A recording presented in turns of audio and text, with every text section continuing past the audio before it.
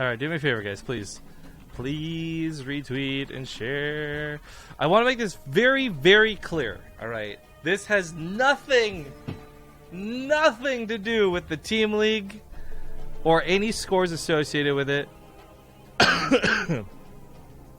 This has everything to do with just a once-off match to buy a wee little bit of time, as we're gonna have some fun with it. So, say when ready, dudes. I didn't want to pick a map that we'd be playing on later because I didn't want these guys to be worried about giving away strategies. They're on the same team.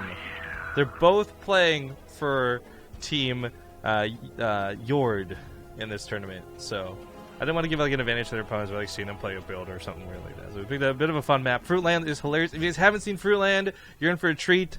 The map's fun and weird and different, to say the least. I guess I'll hide all the score stuff because it's not relative to this particular game.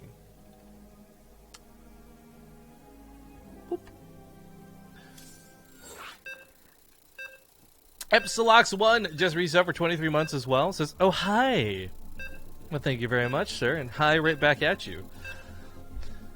But okay, let's get into it. It's, again, a once-off match. It has nothing to do with the actual tournament. It's an exhibition match, guys. It's an exhibition match.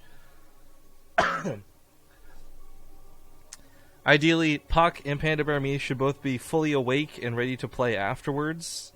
The idea of this is that Panda Bear Me had literally just woken up when we messaged him. He hadn't even had breakfast, so I told him, go eat, get ready, let's play those games ASAP. But in this best of one, just off match on Fruitland, in the bottom left side, we've got the Invasion Blue Zerg Lambo. In the top right, it is going to be Beastyqt. I really like Beastie, and I love that comment. But let's talk about Fruitland for a second, guys. I guess it's still on the old mineral patches. Expo hard, boys. Or 2-base LN, two different trains of thoughts on this. I don't know if the lemons are still here, actually. There used to be lemons on the side of the map, like physical lemons that are basically rocks, but when you would attack them, that would give you minerals that you could take back home that were worth 500 minerals or something. The map itself actually isn't too poorly designed as far as base layouts go, but it's just, again, the whole fruit aspect of it. I'm not gonna lie, yo. This grape drank water looks so good. I'm gonna just slurp, just put your mouth in and just go, don't even drink it normally. Don't even cup your hands. Just stick a straw in there and, oh boy, I just realized how lewd this is gonna sound, but suck it all up. A little floating lemon there. So Beastie and Lambo, by the way, these are actually two really good European players. For those who may not be in the know, might not be too familiar with them, they are actually fantastic players when it comes to StarCraft 2. Beastie's actually defined a couple of weird things in the past, and more importantly, brought mech back for the TvT scene for a bit. We hadn't seen mech for, I want to say, a good 5+ months of StarCraft, and then Beastie came to the finals of, I believe it was a Corsair Cup, and beat Major with it rather handily, too.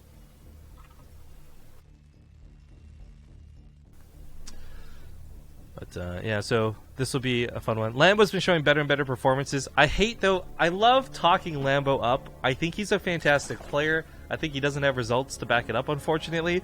But if you go through some of our YouTube VODs, one of our more popular YouTube VODs is Lambo versus Polt at I think, TvZ.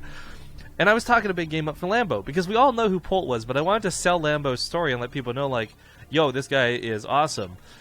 And everyone on that video was like, wow, this guy's just got such a boner for Lambo, and he's got such a hard-on, he's got such a big bias, it's unfair. And I'm like, reading these comments, guys, Lambo's a good player, give him a chance. This series may not have represented it because it's friggin' Polt he's playing against, but definitely not without good reason do I try and ever build a player up.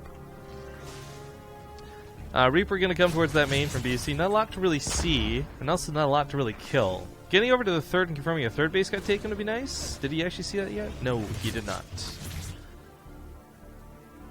I guess it's a weirder map, and I don't know if he's thinking about scouting that way. Overlord Speed finishing up momentarily for Lambo. He's actually going to have nice scouting with these Overlords. Hello, Zergling chat. Dubbing this the first international Minty Fizz Cup. That is correct. It's the biggest finals, national, regional exhibition match of all time. It's The Minty Fizz Cup. $15 up for grabs in this best of one, and only a best of one at that. Trying to mimic the hype that Shoutcraft Clan Wars brings in. We're going to see who's going to be the best player at the end of the day. No, but really, shout out to Minty Fizz. That donation earlier made this possible, so good to see that we can make some extra StarCraft happen, even if it's just for funsies and on an offset map. I would love, by the way, if this ends up being the best game today, just because it would kind of go along with the whole theme of everything's going wrong outside of this. But as far as the lemons go, I'm wondering if they'll spawn later or if they've just simply been removed. Keep in mind, guys, there's only one version of Fruitland, and I made that one. So if changes were made to the map, then I've got no clue. I do want to go back to that mineral patch thing that was brought up earlier, though. These mineral patches only having 1,500 minerals. The legacy of the void economy, the extra workers, they changed the mineral patch ratios to compensate. And not all mineral patches are 15,000 or 1,500. I'm saying 1,000, 1,500. And I saw this as a point of view to say, like, okay, we're just going to have to expand more. You know, take a fourth much earlier, a third much sooner. But Beasty, of course, hit the topic of a 2-base all-in. And that's actually maybe something he's looking at doing. His opening right now is pretty standard, however. It's the 2 medevac drop, 8 Marines in each, come across the map. Nothing weird like a Widow Mine, although he may still have time to build a Widow Mine into it.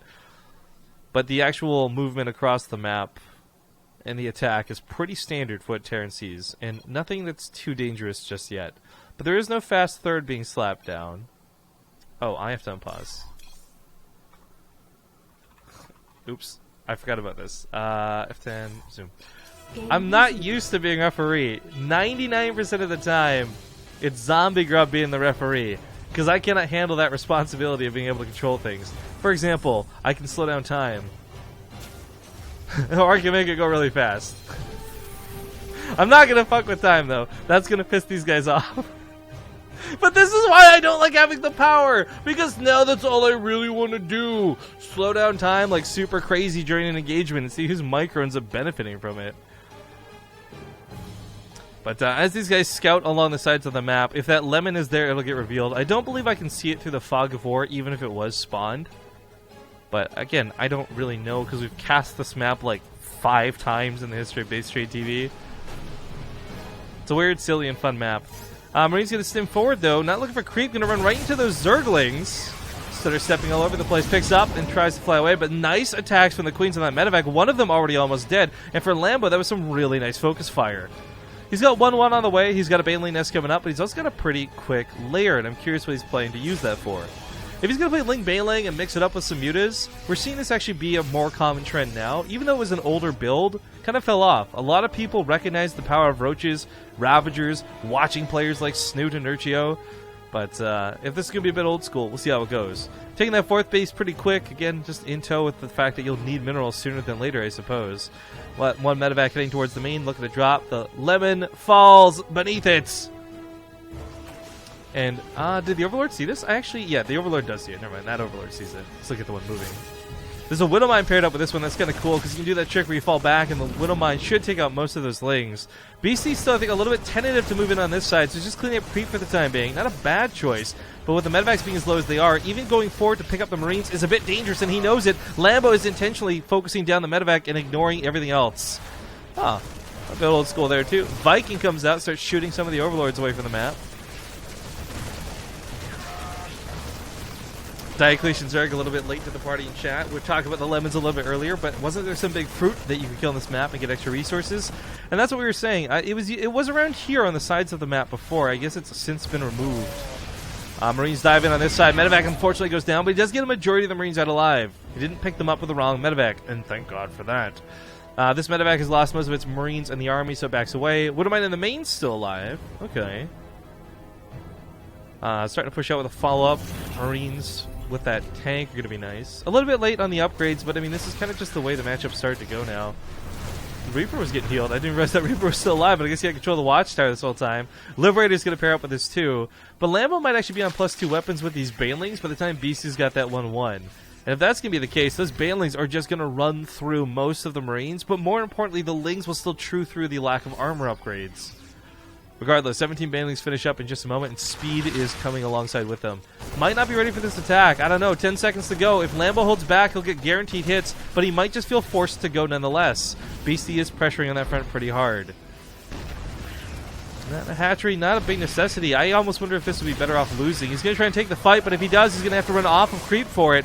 Tank's also getting some nice shots on the units behind this, but that medevac, oh my god, barely gets away with 22 health. Should be able to unload the tanks. Free fire on top of those banelings. Beastyqt with some decent focus fire picks off several of the banelings. Liberators in the meantime set to the south. Not thinking about this, there's no spore crawlers, and the drones have to get pulled away.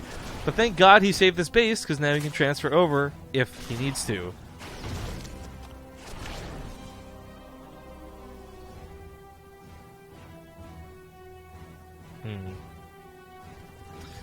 Well, banelings aplenty, ready to go for Lambo. This is, by the way, going back to the slowing down time thing, there's a lot of contemplations to be made. Like, does Zerg get screwed by this? Does Beastyqt get more time to focus fire and react if the game was like on the slowest speed possible?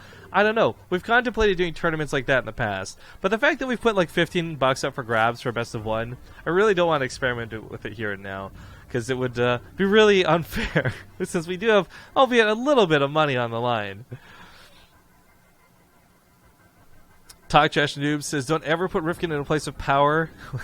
Yeah, that's pretty much it. It's not power per se, it's more like responsibility. Bit of a Ling attack over here. It wasn't Banelings, so only 3 SCVs go down. But we do have Lings that could turn into Banelings over here. Beastyqt going to try and set up a landing zone with the Liberators would be kind of cool to see, but there's too many Queens and too many Banelings, so I don't think this attack's going to get to commence the way he wants it to. He's also tangoing in the middle of the map. Those Banelings ignoring the Widow Mines, and the Widow Mines, more importantly, not burrowing. They all go down. Beastyqt now falling back to those Siege Tanks once again. Going to try and use terrain and positioning to his advantage. Off of creep, though, gets harder and harder to fight for Lambo, but the creep is coming on that front line, so BC's not cleaned up much of it. He's going to attack in the south, and 2 medevacs of these Liberators is a considerable attack. This is not something that should be underestimated. But I know those Marauders have got to soak the Baneling hits. Stutters on to the right. Medevacs and Liberators and everything getting picked off by these Queens. Anti-air for Lambo's not bad. And that Liberator's going to pull away, too. I was hoping to see Beastyqt pull out some mech or something weird, guys, I'm not going to lie. But seeing the bio play out of him is not bad either. He's been keeping up pretty well with the harass, but his tech's been a little bit insufficient, we'll say. I do worry his C2's finishing up, and maybe he'll get that 3-3 going accordingly, but he doesn't look like he'll have the money for it at present. And Lambo has got a hive finished up. He's got an Ultraless Cavern on the way. If BC's worried about playing against the time game and racing to finish this before Ultras are out, he's going to have some trouble. The nice thing is, though, and I say this as the Ghost Academy comes down, BC is actually one of the few Europeans who has regularly gone for Ghosts and used them very well, I'll say, in the late game. We've seen him stall out for... Oh, Lambo, what a mistake! Oh, I'm so sorry that we caught that on camera, bro. Oh, Lambo just manually detonated like 14 Banelings for nothing. What was that? Don't clip that, guys. Nobody clip that. That's one of those things where we pretend that didn't happen out of respect to the player, okay? Oh my god. I was going to go on that previous point, though, and say Beastyqt has stalled out these like 40-minute plus games. He knows how to use Ghosts well. If it's Ultraless he's worried about, he needn't be if he gets Ghosts out. But right now, that Baneling detonation, as much as I want to make silly of it, may have been a little too catastrophic. Ling's going to run over here, get on top of some of the reinforcements. It's mostly Marauders, so they might get some kills. In fact, the SCVs get pulled knowing that this is dangerous. But on this side of the map, Lambo doesn't have the sufficient amount of Banelings to actually roll up into that ramp and kill this army and take this out. Beasty's not pushing with much, and that's got to be the worst part about this for Lambo. It's a very small attack that's about to get some very serious damage on this 4th. Beastyqt, in the meantime, taking his 4th up here to the north. Looks like he's going to make that a planetary, I'm guessing. Banelings rolling around. Unfortunately, some go off on the Marauders. Queen's trying to take out those Liberators. Nice back attack in that flank out of those Lings. Takes out the tank. Siege mode. Unallowing it to move. That Widowmine shot. Friendly fires it down. Feels bad, man. Queen's also a little bit low on transfuses. There's a couple left. Chitinous plane completes in 12 seconds, but the hatchery already has gone down. Backing away from this position might be his best bet, or just rebuilding it, but chasing into the Liberators, he certainly doesn't have the sufficient amount of units to sacrifice through that. We got personal cloaking starting up before we see many ghosts in play. I don't think Beasty's built any yet. No. Personal cloaking is going to be pretty nice. There hasn't really been a lot of overseers on the map, and with the Widow Mines not being super present, there hasn't been a necessity for it, so he should be able to get away with a good chunk of cloaking. Gilgo! Gilgo just resubbed for 7 months. Thank you so much. BC just turned down that base. No big deal. Ain't nothing but fang. Lambo is really starting to trail in supply, though. And normally at this point you would hear me start going off on like, well, then it's about the type of supply. But as I mock myself, I do bring up the fact that it is about the type of supply, but not for the Zerg as it would be in 90% of the cases. Like, okay, he's a little bit behind in supply, but you know what? He's got Ultras that are like maxed out on upgrades. He's got a couple Corruptors for the Liberators. He'll be fine. No, he won't be. Ghosts are actually coming out. We haven't seen Ghosts in many games. Byun doesn't even rely on them anymore as much as he used to. Oh, this is a great spot to hide out. So, nice cliff. So, if he puts a tank over here, actually, this would be perfect. Siege up that mineral line, but... Yeah, I do worry. The Widow Mines may take care of the Corruptors. I'm not sure if the Marines will have too much of a role in that or not. But I do like the idea of the Ghost, because Snipe's going to be able to kill Corruptors. Snipe, more importantly, going to be used on the Ultralisks. The chokes on this map really playing against Lambo. How many kills has this Viking had, by the way? 4 kills. He's not really been too active with it on the map, but plenty of Overlords have died for it. Griffeless with a 25-month resub says, keep up the good work, spend my money on something cool. Well, if it's anything like the Minty Fizz Cup, it will certainly be cool. The Planetary nicely defends that base. The Command Center gets stalled out a little bit, but it gets finished up shortly after. Ultras clean up the army, push that back. Medevac's falling away with almost no energy. A little bit scary at this point, actually, because stimming could really start hurting his opponents. Meanwhile, Ling's dash on over here to the left. Liberators are still set up on this ramp. They've been set up for so long. Corruptor's going to be a bit careful with the Widow Mines still here. He's going to see that with the Overseer. Actually eats the Widow Mines with said Overseer.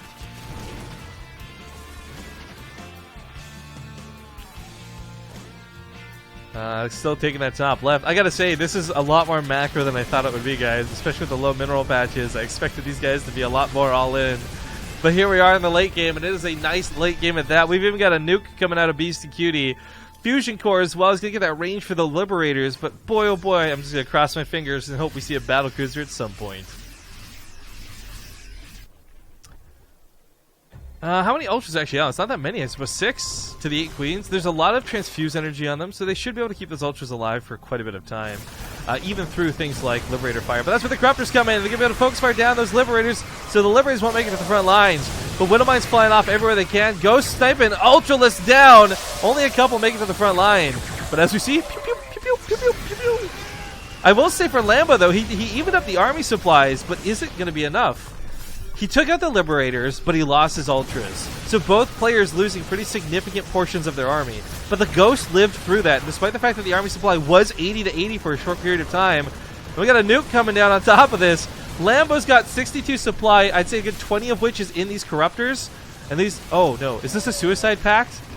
Marauders, you can't stim away. Ah! Well, we got to see a nuke. We got to see a nuke. But it hit nothing. And ultimately, it was not so hot.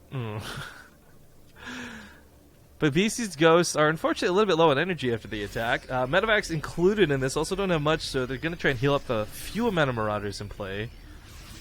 Good attack out of Beastie. Not so bad out of Lambo. He does still continue to expand, so his money isn't hurting so bad yet. It does kind of suck, though, because he couldn't take this base. It made pretty obvious. He's constantly lost this base through regular aggression.